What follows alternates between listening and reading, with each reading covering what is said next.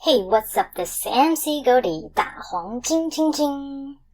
It's summertime, and on a hot sunny day, don't you just want to have a sip of that chill, milky, sweet, and chewy boba milk tea?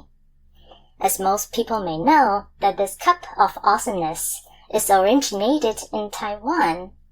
But have we ever paused for a second and wondered, why is it called boba?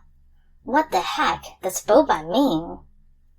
Well, it's an interesting story. And after hearing the story, you may not look at it the same way anymore. Back in the late 80s in Taiwan, Southeast Asian soupy desserts were commonly served in the restaurants. And a topping that was often used in those desserts is small tapioca balls. These Southeast Asian small tapioca balls are white and small and soft. So small and soft that they don't require any chewing when you wolf them down. At some point, someone in the tea house business in Taiwan decided to experiment on adding these small tapioca balls into tea drinks.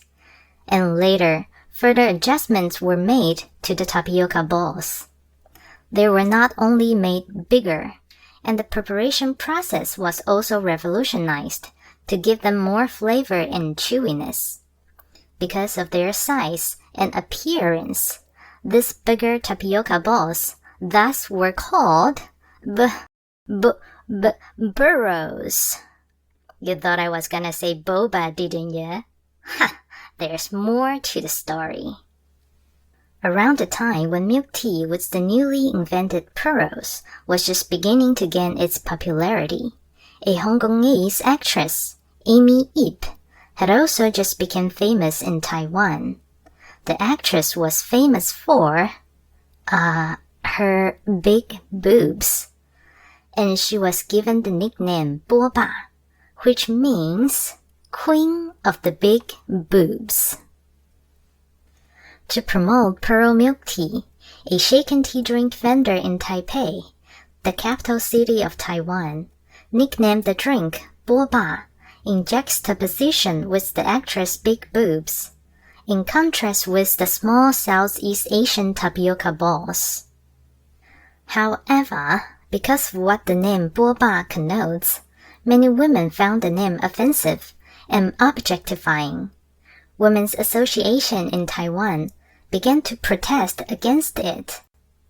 Eventually, the name boba was dropped by the tea drink industry in Taiwan, and nobody calls the drink by boba in Taiwan anymore. Although the name boba survived when the Taiwanese immigrants brought it overseas. So that is how we got the name boba in America. Alright, enough with the story. Now let's go ahead and make the boba drink that's trending right now. Cheese foam boba tea. If you haven't tried it, it's the creamier, richer type of milk tea. These are what you need to make the cheese foam boba tea.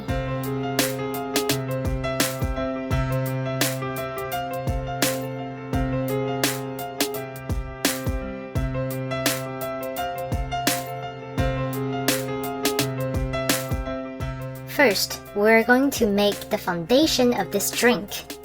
Black tea. The capacity of the cup I'm using is 17 ounce. Usually it's 1 tea bag per 8 ounce of water for these standard size Lipton tea bags. So it would be about 2 tea bags per 16 ounce of water. So I'm gonna use 6 tea bags for 3 cups of water. To make good black tea, we first bring water to a boil, and then turn off the burner and let water cool down a bit. We dip in the tea bags when the movement in the water comes to a full stop, and let them sit for 8 minutes. Now we remove the tea bags. We move the tea to the fridge when it cools down. Now, the boba I'm using is not those 5-minute instant boba. I like the ingredients in this good old normal boba better. but it does take a lot more water and time to cook. If you don't want to spend that much time making boba, there's nothing wrong with using instant boba. But here's how to make good old non-instant boba. Bring the water to a boil, and then pour in the boba. We stir them right away to make them float. And then we close the lid and let it cook for 15 minutes. We stir the boba to help cook them evenly. Then we close the lid and let it cook for another 15 minutes. We stir the boba again. Now we turn off the burner and let it sit for 15 minutes. Now we move the boba to rice cooker. This is not the Taiwanese steamer rice cooker, so just beware that the cooking time may vary on a Taiwanese steamer rice cooker.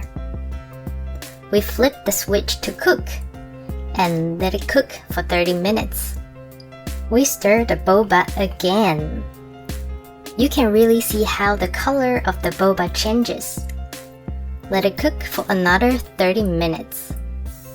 We stir the boba for one last time and flip the switch to warm and let it sit for 20 minutes. When the white part in the boba is completely gone, we drain the water. Rinse boba with cold water to make it a bit more chewy. We add 3 tablespoons of brown sugar to the boba and mix them well, and let it sit for at least 10 minutes for the boba to soak up the brown sugar. First, we're going to mix cream cheese and whole milk together. We don't have to whip them, we just have to mix them well, making sure there's no lumps. When it's done, I put it into the fridge while proceeding with the next step. Next, we whip whipping cream with sugar. White sugar would make the cream look better, but I only have brown sugar, so yeah, I'm gonna go with brown sugar. We're not making full-on whipped cream, so we just have to whip until it's forming soft peaks. And then we mix the cream cheese and milk mixture with the soft whipped cream. Now the cheese foam is ready. We can go ahead and put everything together now. I only added a little bit of sugar into the tea, but with the sugar in the cheese foam, it makes the sweetness level perfect for me. This organic black tea has a good tea flavor. The boba has a beautiful brown sugar aroma. The cheese foam is so creamy.